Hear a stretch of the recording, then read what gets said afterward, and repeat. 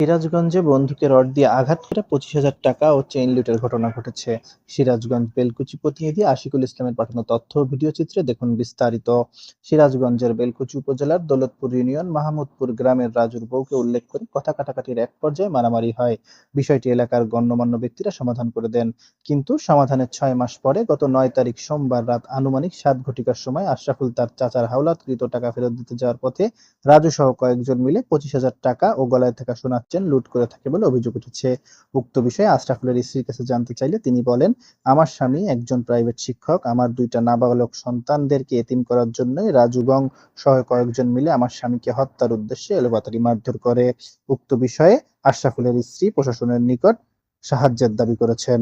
Kazi Raihan Tanvir Sourav, জেএমটিভি news desk, Dhaka.